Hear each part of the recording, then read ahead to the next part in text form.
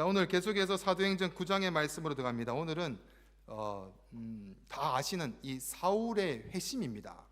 이 사울의 회심에 대한 사건은 성경에 굉장히 중요한 사건 중에 하나죠. 똑같이 지난주에 사도행전의 흐름을 알기 위해서 본 영상이 있죠. 그 영상과 함께 더 연결해서 사울까지에 대해서 함께 지금 이 시간 함께 또 정리해 보도록 하겠습니다.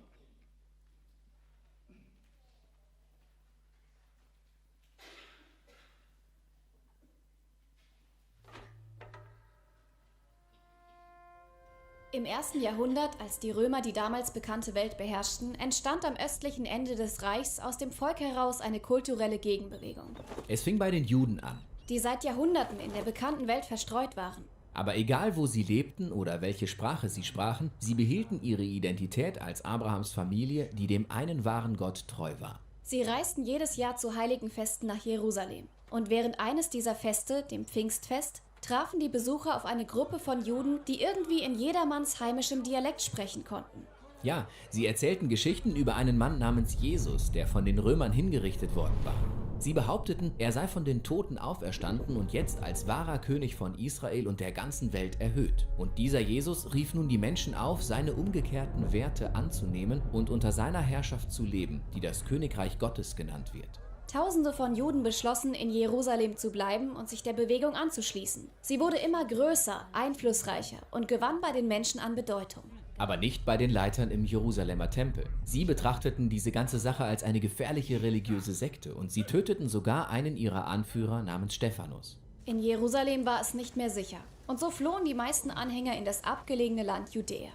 Und man könnte denken, das sei das Ende der Geschichte. Aber tatsächlich ebnete diese Tragödie den Weg, auf dem sich die Bewegung außerhalb von Jerusalem ausbreitete. Dort beginnt der zweite Teil der Apostelgeschichte. Die verstreuten Anhänger landeten an ungewöhnlichen Orten wie Samaria, wo ihre alten Feinde lebten. Und Lukas zeigt uns, wie all diese unerwarteten Menschen anfangen, Jesus nachzufolgen, wie zum Beispiel dieser Magier aus Samaria. Er muss lernen, dass es bei dem Weg Jesu nicht darum geht, Macht zu gewinnen, sondern sie aufzugeben, um anderen zu dienen. Es gibt auch eine Geschichte über einen äthiopischen Schatzmeister. Nachdem er die Schriftrolle des Propheten Jesaja mit Philippus gelesen und besprochen hat, beschließt er, sich der Bewegung anzuschließen. Jesus dehnt seine Bewegung auf Judäa und Samaria aus, genau wie er es gesagt hat. Was großartig ist. Aber zurück in Jerusalem treffen wir Saulus von Tarsus. Er ist Teil der religiösen Elite, die sich der neuen Bewegung widersetzt. Er spürt die Nachfolger von Jesus auf und verhaftet sie, wo immer er kann. Das ist ein grausamer Kerl. Aber denk mal aus seiner Perspektive darüber nach. In der Vergangenheit hatte sich Israel anderen Göttern und falschen Propheten zugewandt, was zu einer Katastrophe führte.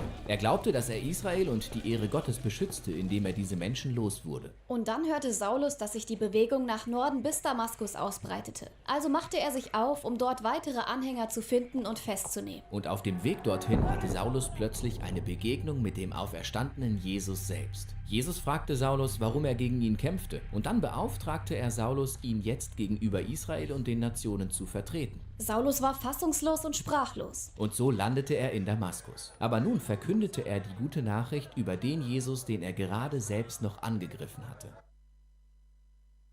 감사합니다. 오늘 사울의 이 회심에 대한 사건, 예수님 믿는 사람들을 잡아다가 처형하던 그가 예수님을 만나고 나서 회심되는 사건이 있습니다. 이 사건에 대한 부분에 성도 여러분들의 각자의 심령에도 회심이라는 사건이 있지 않겠습니까? 반드시 있어야 되겠죠. 근데 사울처럼 내가 하나님이 있고 예수님이 그게 진짜라면 불에다가 내가 손을 집어서 장을 치시겠다 하던 그분이 또 이렇게 이렇게 회심한 사건으로 지금 믿고 계실 수도 있을 것 같아요.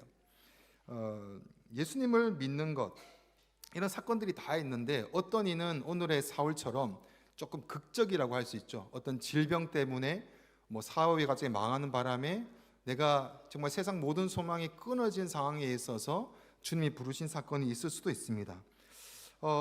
여러 가지 회심에 대한 일들이 각자마다 있을 것 같은데요. 제일 위험한 부분이 뭐냐 하면 한국에 한때 이런 부분이 있었습니다. 사람들에게 너 구원받았어? 너 회심했어? 라고 물었을 때 네 라고 했을 때 그래? 그럼 그게 언제야? 사람이 태어나면 태어난 데는 네가 생일을 알듯이 그 날을 알아야 되지 않겠어? 잘 모르겠는데 그럼 너의 회심은 잘못됐어. 뭐 이런 식으로 해가지고 싹 꼬셔가지고 하는 구원파라는 이단이 있었습니다. 왜냐하면은 이제 뭔가 그 날을 기억하고 내가 회심되는 하나님 믿게 된 그 사건이 땅 하는 사람이 있을 수도 있습니다. 하지만 저를 포함해서 많은 사람들이 태어나서 특별히 예수님을 믿는 사람들은 삶 속에서 자연스럽게 예수님이 믿어지고 구원이 믿어지는 경우가 굉장히 많습니다. 어느덧 모르게 예수님에 대한 구원과 이 하나님에 대한 믿음에 대한 사건들이 들어오게 되는 거죠. 이런 부분들이 있는데 이것을 틀리다라고 할 수는 없습니다. 올바른 회심과 구원에 대한 사건은 누구든지 간에 어떠한 방법이든지 간에 하나님은 어느 방법이든지 선택해서 그 일을 행하신다라는 것입니다. 회심이라는 단어는 어떤 단어일까요? 회심이라는 것은 영어로 번역을 하게 되면 돌아서다라는 의미입니다.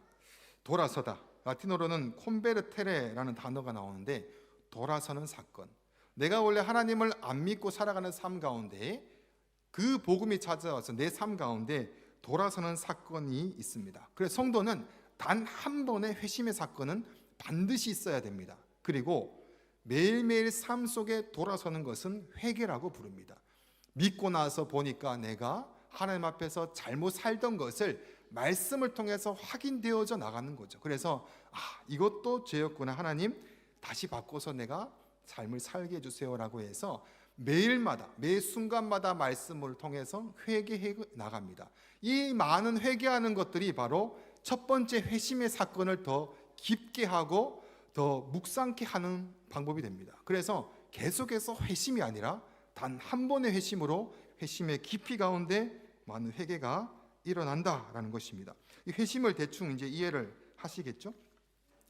자, 그러면 오늘 말씀 가운데 나타났던 이 사건 그리고 이전에 보았던 말씀 중에서 우리가 지금 오늘 말씀 가운데 꼭 기억해야 되는 것이 있다면 바울은 예수님을 만났어요. 그죠? 근데 오늘 이 사건 전에 있었던 말씀이 기억나십니까? 에디오피아로 가던 재정부 장관은 예수님을 바로 믿었어요. 근데 그 전에 있었던 마술사 시몬은 빌립을 간절히 전심으로 쫓았고 세례도 받았지만 그는 온전히 하나님에 대한 것을 믿지는 않았어요. 그 능력을 구해서 그 능력을 가지고 돈벌이를 하려고 그랬어요. 그에게는 회심의 사건은 없었습니다. 그리고 한 예를 더 들면 예수님의 제자 중에서 예수님의 모든 사건을 보았고 예수님에게 모든 것 발에 씻김도 받았던 가룟 유다는 그는 회심이 없었습니다.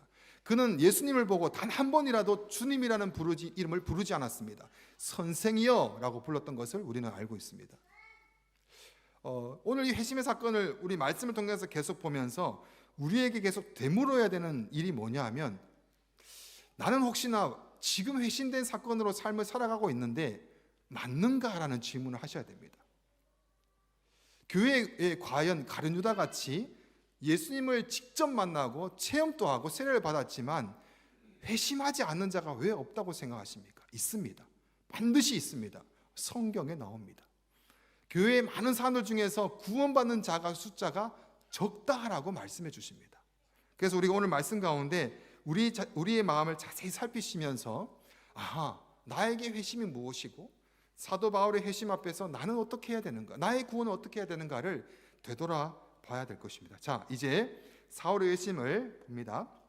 1절과 2절을 다 같이 봉독합니다. 시작. 사울이 주의 제자들에 대하여 여전히 위협과 살기가 등등하여 제사장에게 가서 다메섹 여러 회당에 가져갈 공문을 청하니 이는 만일 그 도를 따르는 사람을 만나면 남녀를 막론하고 결박하여 예루살렘으로 잡아오려 함이라. 아멘. 사울이 대제사장에게 가서 예수님을 따르던 사람을 잡을 수 있도록 이 영장 같은 어떤 문서를 달라 그럽니다. 제사장님, 제가 저쪽 동네에 가가지고 예수님 믿는 사람을 싹 잡아오려고 합니다. 근데 이게 좀 큰일이에요. 왜냐하면 요세푸스라는 그 역사가가 있거든요. 일반 역사가가 있는데 이 역사가가 그런 말을 했어요. 사울은 바리새인 중에 바리새인이다라고 합니다. 그러니까 사울은 굉장히 바리새인 중에서도 유독 그 모든 법규와 규례를 잘 지키는 종교 지도자 바리새인입니다.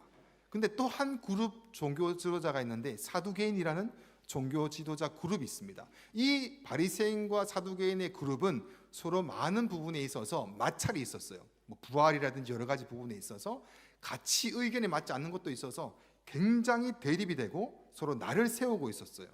그런데 바리새인 중에 바리새인인 사울이 바리새인에 대한 그룹에 대하게 묻는 것이 아니라 사두개인이 제사장 그룹에게 가서 부탁을 하는 거예요. 내가 예수님을 믿는 사람들을 잡아들여야 되는데 공문, 영장 하나 써주십시오. 이게 뭐냐 하면 이 사울이 얼마나 이 예수 믿는 사람을 잡아가지고 가두고 싶은 마음이 들끓었으면 이 사두개인과 바리새인들의 이 갈등이고 뭐고 상관이 없는 거예요. 그곳에 가서 부탁할 정도로 그는 살기등등해가지고 이것은 내가 끝내리라 하는 강력한 마음을 보이고 있는 것입니다. 그래서 오늘 본문에 보면 다메섹에 가서 할 겁니다 라고 합니다. 다메섹은 예루살렘에서 240km나 280km 정도 됩니다. 지금 같은 교통이 아니기 때문에 걸어서 가는 그 길은 6일에서 7일 정도가 걸립니다. 군사를 이끌고 내가 그곳에 가서 이 예수님 믿는 그룹이 더 이상 지구 전체에 번져지지 않도록 내가 씨를 말릴 것이다 라는 그의 강력한 다짐이 들어있는 겁니다. 그럼 우리가 여기서 지나가지 말고 생각할 수 있어요. 아니 사울이 뭘 그렇게까지 했을까? 영상을 보시면서 알겠지만 사울은 사두개인 중에 사두개인이라는 것은 말씀에 대해서는 그는 목숨을 건져였었어요. 왜? 구약에 있어서 하나님 외에 다른 신을 섬겼을 때 하나님은 사정없이 쳤었거든요. 그거를 분명히 알고 있었기 때문에 하나님에 대한 절대 신앙으로 그는 하나님에 대한 모든 것에 모든 삶을 걸었습니다. 그런데 이 말씀 가운데 빗나간다? 용납이 안 됩니다.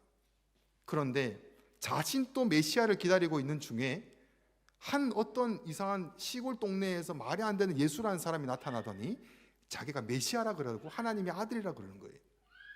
그래서 뭐지 이건? 이런 입장에 있다가 사람들이 십자가에 못 박아라 그래서 그때 저주의 상징이었던 가족들조차도 십자가에 못 박힌 가족은 돌보지 않는 그런 저주의 십자가에 그 예수가 매달려 죽게 됩니다. 사울이 봐봐 맞지? 라고 얘기합니다. 그런데 이러고 추종자가 막 생겼으면 그 사람이 지도자가 사라지면 원래 끝나야 되는데 부활했다는 거예요. 부활한 그 예수라는 사람이 있는데 그 예수의 가르침이 또 확장이 돼가지고 더 따르고 있다는 거예요. 사울의 입장은 그거죠. 하나님의 아들, 저거는 신성모독이다. 저건 돌에 맞아도 쳐 죽어도 마땅하다. 율법이다. 저것이 여기면 우리가 멸망한다는 거예요. 성경에 보면 예수님과 많은 제사장들이 대화를 하면서 가슴을 막 터트리면서 막 찢어버립니다. 옷을 다 찢어버려요. 막 이러면 막 찢어버려요. 하나님에 대한 절대. 당시의 성경은 필사입니다. 그러니까 복사기가 없잖아요. 성경을 다 쓰면서 여호와라는 단어가 떠오르면 목욕을 합니다. 그 다음에 붓을 새 붓으로 바꿔야 됩니다. 그만큼 하나님이라는 그 하나님은 거룩하시며 감히 어떻게 왜 역사 중에서 하나님이 하셨던 일들을 그는 알고 있었기 때문에 그래서 그는 신성모독죄로 죽었던 예수 그 신성모독죄로 죽었으면 그 장례식조차도 함께 할 수 없는데 많은 사람이 그를 따르면서 다시 그 일을 붙든다. 그 모든 사람도 신성모독죄다라고 해서 그는 모든 사람을 사로잡기를 원했던 것입니다. 자, 그러면 그가 모든 사람을 잡아서 이렇게 가는 그의 결단과 결심. 지금 우리가 보면 아니 사울 잘못됐는데 이렇게 생각하지만 사울은 절대 신앙이었었어요. 자기가 흠이 있다고 잘못됐다고는 생각을 하나도 하지 않았어요. 이것이 지금 우리들에게 굉장히 어떻게 보면 충격적으로 다가와야 됩니다. 여러분이 하나님을 알고 예수 그리스도의 복음을 알고 지금 또 예배를 드리고 있고 삶 가운데 내가 아는 예수, 내가 아는 신앙과 믿음을 향해서 한 걸음 한 걸음 가고 있습니다. 하지만 제가 한 질문을 던지고자 합니다. 그것이 맞습니까? 여러분이 섬기고 있는 하나님과 예수 그리스도의 복음이 맞습니까? 아니면 정반대면 어떻게 할 것입니까? 사울은 정반대였어요. 완전히 정반대였어요. 그는 근데 그것에 대해서 목숨까지 걸면서도 그는 그것이 맞다고 생각했습니다. 믿고 있었던 내용이 완전히 잘못되었던 그 일에 그는 열심을 다해서 실천까지 하고 있었습니다. 지금 이 하나님을 믿는 절대 신앙과 우리가 지금 예수 그리스도의 복음을 믿지 않습니까? 뭐 예수님 오시고 나서 2000년이 지난 시점 가운데 아니 목사님 누가 요즘에 잘못 믿어요? 그런데 여러분 역사를 한번 보십시오. 예수님이 오고 나서 예수님을 따르던 그 무리의 교회들이 저질렀던 이 역사 중에서 만행이 없습니까? 복음하고 어떤 이념이 만났을 때 일어났던 십자구 전쟁, 모든 사람을 예수님의 이름으로 처단을 하고 불로 화형을 시켰습니다. 나치는 그 밑에 기초는 신앙입니다. 말씀의 기초입니다. 여러분 우리가 그냥 간단하게 생각하면 아이고 요즘에 누가 그래요? 아니요. 굉장히 무서운 일입니다. 그 신앙이 기초가 되고 그 기초 위에 다른 이념이 붙어가지고 말씀 가운데 잘못된 말씀이 들어갔을 때는 사람을 살리는 것이 아니라 괴물이 되어서 아이와 여자와 할 것 없이 사정없이 죽이게 됩니다. 이 일이 지금에 왜 없을까요? 지금 이스라엘 전쟁이 일어나는 것이 종교 전쟁입니다. 말씀 가운데 서서 다른 것들이 붙어서 일어났던 전쟁이어서 중간에 아브라함의 시체를 놓고 대립하고 있습니다. 굉장히 무서운 일이에요. 다들 개신교, 기독교를 얘기합니다. 기독교의 탄생이 어디인가? 천주교다. 천주교가 타락을 해서 개혁하자 이렇게 해서 말씀으로 돌아가자라고 해서 개혁주의가 일어나서 지금 우리들의 교회입니다. 천주교가 잘못됐다라고 얘기합니다. 실수했다라고 얘기합니다. 그런데 지금 교회는 실수를 하지 않고 있습니까? 지금 교회는 아무 실수하지 않고 있습니까? 한국의 교회, 유럽의 교회가 실수를 하지 않고 있습니까? 절대 신앙 가운데 말씀의 권위를 세워가고 있습니까? 여러분의 삶에 되돌아봅시다. 여러분은 절대 신앙 가운데 살아가고 있습니까? 아니면 잘못된 이념과 신앙이 붙는 바람에 옆에 사람이 죽어나가고 복음을 전하지 않아도 아무렇지 않은 삶을 살아가고 있습니까? 정상적이지 않는 교회는 있습니다. 비정상적인 교회는 있습니다. 우리가 오늘 되돌아봐야 되는 것은 교회입니다. 구원이고 회심한 교회 공동체 가운데 우리가 계속해서 심각하게 되돌아봐야 됩니다. 사랑하는 성도 여러분, 타 지역에 이사를 가거나 나라를 옮기면 바른 교회를 찾습니다. 저한테 전화가 와요. 목사님, 뭐 도르트문트에 어느 교회가 좋을까요? 뭐 이렇게 물어요. 연락이 와요. 그럼 제가 어떻게 할까요? 그 안에 홈페이지가 있으면 목사님의 말씀을 봅니다. 말씀이 바르게 선포가 되는지. 제가 신학교 갔더니 바른 교회, 올바른 교회에 나타나는 표지 3가지를 얘기하더라고요. 바른 말씀의 선포를 얘기합니다. 말씀이 잘못되면 다른 길로 갑니다.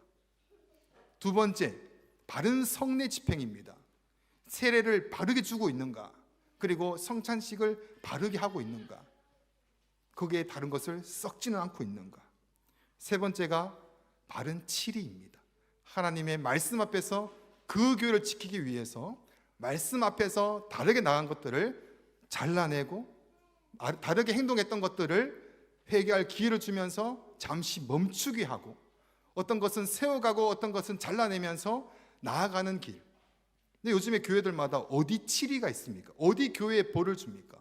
어디 교회 말씀이 어긋난다고 성도님 당신의 한 행동은 성경에 어긋났으니 성찬식 이외 금지입니다. 이렇게 얘기하면 다 교회를 나갈 거예요. 이것만 보더라도 지금 교회는 한참 성도들의 눈치를 본다고 잘못된 길로 가고 있다는 것입니다. 저희 교회도 그래서 한 치리 하시는 분이 한 분 아직 계십니다. 치리는 반드시 있어야 되며 하나님의 법도를 지켜나가며 교회를 세우는 이 시점 가운데 가장 중요한 핵심적인 내용입니다. 그것은 사랑으로 이루어지며 그 성도로 하여금 회개할 수 있는 기회를 주고자 하는 하나님의 마음이 들어있다는 것입니다.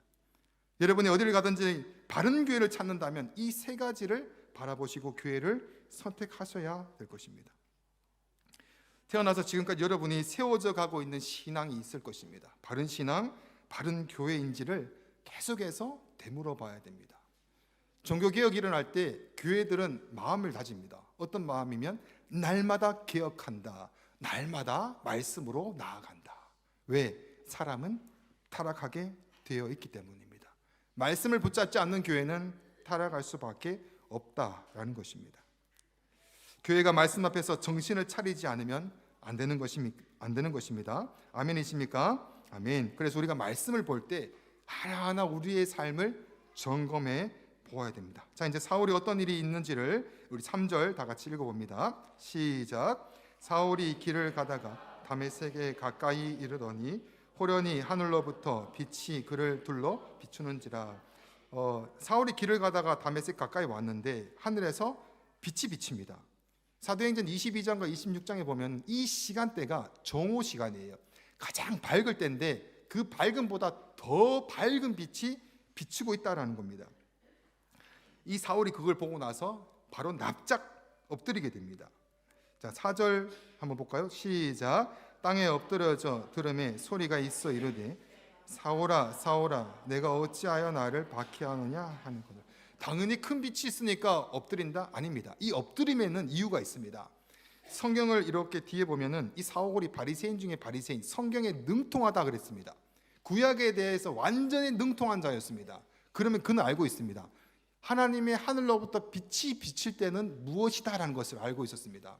구약 성경에서는 하나님의 하늘에서 빛이 비치는 것은 하나님의 현현이라고 합니다. 하나님의 자신을 나타내심인 것을 알고 있었습니다. 그래서 그는 깜짝 놀라서 하나님이 자신에게 나타나시는 거예요. 그리고 하나님이 구약 성경에 나타날 때는 항상 새로운 어떤 역사적인 것을 끊어내고 시작할 때 하나님이 사람을 세울 때 그 빛으로 나타내십니다. 사울이 가슴이 뛸 거 아닙니까? 내가 하나님께 열심을 내었더니 야, 하나님이 빛을 비치면서 나를 통해서 무슨 새로운 일을 시작하시는구나. 거기다가 사울아 사울아를 두 번을 불러요. 성경에서 아브라함을 부를 때, 모세를 부를 때 계속해서 하나님은 사람을 세울 때 두 번을 확인차 부르십니다. 그리고 그 사람을 들어서 약속하시고 그 언약의 시작점을 말합니다.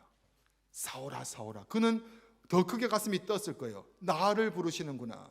나를 통해서 부르는 게 두 번은 증인의 숫자라서 또 확신이거든요. 확신에 찼을 것입니다. 그런데 이상한 얘기를 하시죠. 어찌하여 나를 박해하느냐. 그는 조금 생각을 했을 것 같아요. 나를 박해한다고?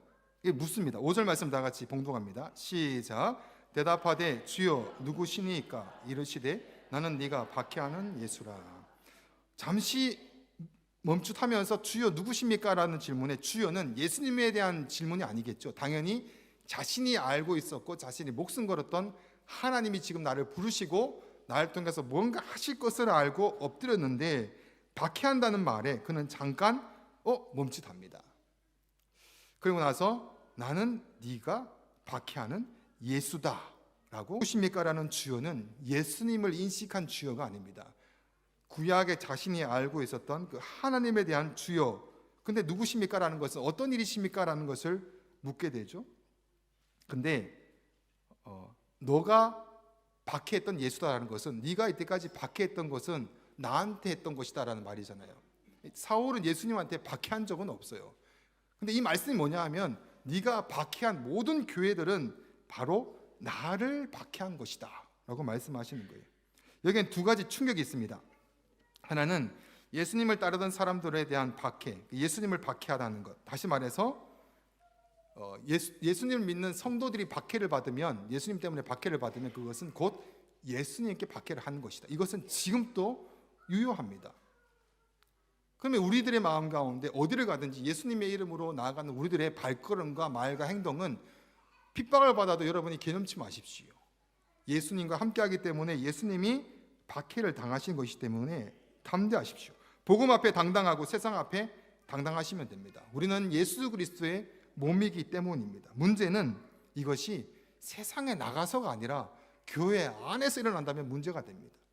그리스도 몸끼리, 예수님의 몸끼리 서로 박해를 한다면 이것이 무엇가 되겠습니까? 서로 뒷담화를 하고 흠집을 내면서 완전히 일어나지 못하도록 짓눌러 버리는 일이 왜 교회에 없겠습니까? 서로를 정죄하고 판단하면서 서로 예수를 박해하고 있으면 안 되는 것입니다. 이것을 넘어가서 교회 밖에 또는 선교지의 교회를 선교하는 이유도 그 교회 우리 교회가 달라서가 아닙니다. 같이 하나님의 주의 몸된 교회이기 때문입니다. 올해는 꼭 헝가리에 있는 그 지주 선교사님한테 찾아가고자 하는데 그 교회 가운데 우리가 어떤 것을 던져주고자 하는 것이 아니라 그 교회의 어려움을 함께 나의 교회의 어려움으로 인식하고 나아간다라는 개념으로 함께 가는 것입니다. 이것으로 따졌을 때 베르린에 있는 교회들도 함께 우리가 나아가야 됩니다. 옆에 교회가 힘들다고 해서 아이고 찌찌찌 할 일이 아니라 그 교회의 아픔이 곧 나의 아픔이 되어야 됩니다. 목사님, 우리 교회 먼저 챙겨야 되죠. 우리 교회, 네 교회에서 개교회화된 것이 바로 멸망의 시점입니다. 어디 개교회가 있습니까? 한 교회입니다. 한 마음이고 옆에 교회가 힘들면 함께 힘들어 가야 되는 것이고 함께 자라나야 된다라는 것입니다. 이것이 바로 건강한 교회입니다. 처참한 교회들의 고통이 있다면 그것을 함께 느껴야 됩니다. 이것이 바로 살아있는 몸이요 살아있는 교회가 된다라는 것입니다. 그래서 베를린에 우리가 있지 않습니까? 베를린에 있으면 베를린의 모든 교회는 잘 돼야 됩니다. 잘 돼야 되고 그걸 위해서 우리가 힘쓰고 애써야 됩니다. 함께 있는 우리가 함께 있는 독일 교회와 난민교회, 몽골 교회도 잘 돼야 됩니다. 그리고 두 번째 우리가 깜짝 놀랄 것은 사울이 누구신지 몰라서 한 게 아니라 그랬습니다. 하나님인 줄 알고 그는 엎드려서 얘기했습니다. 엎드렸습니다. 구약의 하나님, 그 영광의 하나님의 임재하심이 지금 분명하다라는 것은 그는 말씀을 통해서 알고 있었습니다. 그런데 나는 네가 핍박하는 예수다라고 하면서 육신의 예수 그리스도의 이름인 예수의 이름을 넣어서 사용해서 사울에게 충격을 주며 말씀해 주십니다. 왜입니까? 예수라는 사람은 메시아가 아니야. 부활했다고? 말이 안 되지. 근데 살아서 내 앞에서 하나님에 대한 형상으로 나타나서 예수라고 얘기하고 있는 것입니다. 예수는 십자가에 못 박혀서 죽는 것이 당연하지라고 해서 자기가 목숨을 걸고 스데반 집사를 죽였던 것처럼 사람을 잡아가는 그였습니다. 그 발걸음이었습니다. 그런데 이것이 아니었다라는 것이 실제 예수님이 그의 앞에 나타났던 것이에요. 그의 정신과 구약을 알던 신앙, 믿음, 모든 것은 마비되고 정지가 되었을 것입니다. 눈으로 봐버린 거예요. 자신의 신앙에서 성경에서 틀린 것이 절대로 없기 때문에 사람을 죽이면서까지 반대했던 그는 바로 예수님이 네가 한 것이 나한테 한 것이다 라고 앞에서 말씀하고 있는 것입니다. 그는 아무것도 못하고 그 자리에 누워서 엎드려서 거의 죽음과 같이 꼼짝 못하게 됩니다. 그의 머릿속에는 정지가 되어 있었지만 계속해서 머리에선 요동치고 있습니다. 구약의 하나님과 지금 예수 그리스도의 연결되는 일을 그는 계속해서 고민을 하면서 이것은 무엇인가에 갈등을 하고 있었던 것입니다.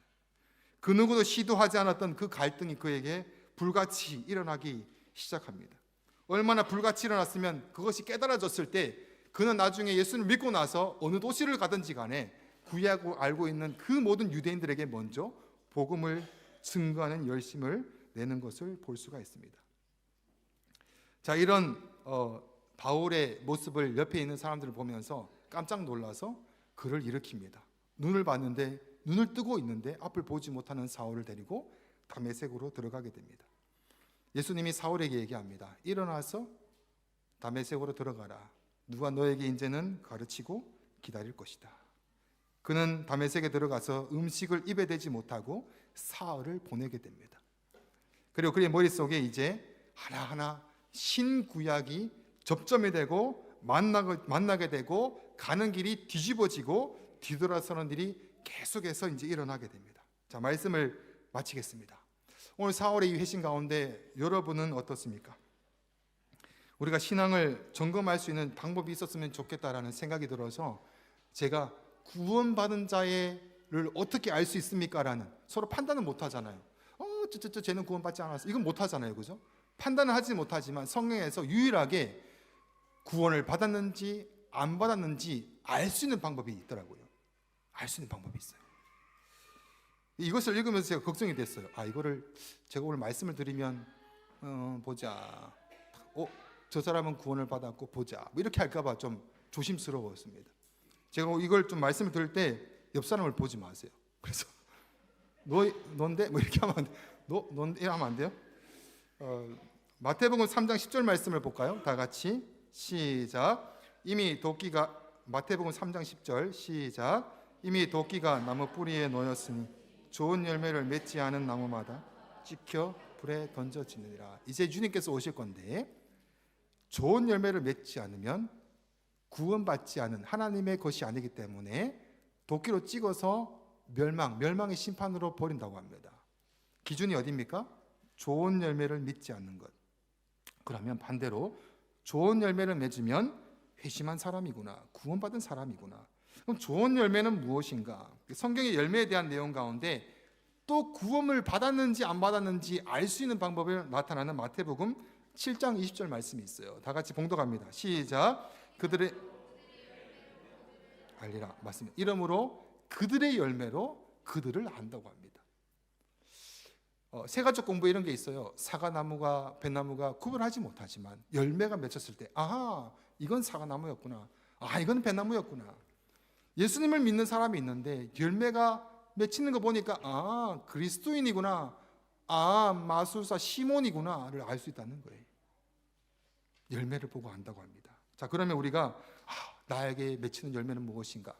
성경에서 너희가 예수 그리스도를 믿고 성령이 함께 하시면 이런 열매가 맺힐 것이다 라고 말씀하시는 갈라디아서 5장 22절과 23절 말씀을 다 같이 봉독합니다. 시작. 오직 성령의 열매는 사랑과 희락과 화평과 오래 참음과 자비와 양성과 충성과 온유와 절제니 이 같은 것을 금지할 법이 없느니라. 아멘. 이 9가지 성령의 열매는 그 사람의 성품을 이야기합니다. 성품이 변화됩니다. 예수 그리스도를 믿으면 성품이 변화가 됩니다. 교회에서 또 가정과 학업과 직장의 일터 현장 가운데 이런 열매가 나타나는 것입니다. 그러면 우리가 이렇게 생각할 수 있어요. 열매를 맺기 위해서 내가 열심히 노력해야 되는구나. 아니요. 성경에서는 절대로 열매를 많이 맺으라 하면서 열매 맺기를 열심을 다하라고 말씀하지 아니하고 그 포도나무 가지가 가지에 붙어 있을 때, 포도나무의 가지가 붙어 있을 때 열매가 맺힌다라고 하시면서 나무를 보고 예수라고 하면서 거기에 붙어 있으라라고 얘기합니다. 집을 지을 때 어떤 대리석으로 짓고 벽돌로 짓고 나무로 짓는 것에 집중하는 것이 아니라 반석 위에 집을 지으라, 모래 위에 집을 짓지 말고라고 말씀하십니다. 기초와 소속을 이야기하고 있습니다. 여러분은 예수 그리스도에 대한 소속 안에 들어있으면 열매는 자동적으로 맺힙니다. 그것은 예수 그리스도의 열매가 맺힐 것입니다. 하지만 기초를 바꾸지 아니하고 소속을 바꾸지 않고 아무리 열심히 낸다 한들 자신의 열매만 맺혀지게 될 것입니다. 착함이 일어나고 사랑이 일어나도 자신의 착함과 자신의 사랑일 뿐입니다. 세상적인 사랑과 세상적인 돌봄일 뿐입니다. 하지만 우리가 예수 그리스도와 함께 있는다면 그 안에서 그 열매가 풍성히 맺힐 때는 예수 그리스도의 열매가 맺히게 됩니다. 이 23절 그 다음 절에 24절 말씀이 저에 굉장히 큰 힘이 되었어요. 좀 허리를 탁 펴게 해주는 그런 말씀이었어요. 읽고 마칩시다. 찬양합시다. 24절 다 같이 봉독합니다. 시작. 그리스도 예수의 사람들은 육체와 함께 그 정욕과 탐심을 십자가에 못 박았느니라. 아멘. 그러니까 결과 끝났어요. 다 끝났어요. 근데 끝난 걸 가지고 사단이 계속 우리를 정죄해요. 너 아니야, 여전히 그래라고 우리를 정죄합니다. 하지만 예수님을 믿고 회심한 우리라면 예수 그리스도 십자가 앞에서 모든 육체와 정욕과 탐심의 십자가에 못 박은 사람이라면 우리가 하는 일은 매일마다 선포하며 나의 정욕과 나의 탐심과 모든 것이 십자가에 육체와 함께 못 박았어 라고 하면서 사단의 유혹과 시험에 우는 사자와 같이 삼키려고 하는 그 앞에 예수 그리스도의 십자가에 그것을 굳건히 계속해서 세워 나간다라는 것입니다. 날 향하신 구원을 지금 또 이루고 계시고 그의 능력의 손을 우리가 꼭 바라봤으면 좋겠습니다. 아멘이십니까? 힘드십니까? 구원을 잘 모르겠습니까? 또 흔들리십니까? 그때마다 십자가 앞에 이미 못 박혀버린 나의 육체를 바라보시기 바랍니다. 정욕과 탐심을 바라보시면서 끝났지? 맞아, 끝났던 거야 라고 하면서 우리에게 다시 한 번 더 이것이 소속이 회복되어지기를 축복합니다. 아멘이십니까? 작년과 올해 그 성도님들이 많아지면서 교회가 이제 틀을 잡아가는 시점인 것 같아요. 그러면서 이런 생각이 들더라고요. 우리 교회가 부흥을 한 것인가? 그리고 그렇게 말씀하시는 분이 좀 있어요. 교회가 부흥한 것 같아요. 진정한 부흥이 무엇일까라는 것을 생각해 봐요. 진정한 부흥은 날마다 회심이 일어나고 회심이 깊어지고 예수 십자가로 돌아가는 것이 아닐까라는 생각을 해봅니다. 여러분 각자의 마음이 날마다 매 순간마다 여러분의 가치가 뒤집어지는 놀라운, 바뀌어지는 놀라운 일이 일어나시기를 축복합니다. 아멘. 찬양합시다.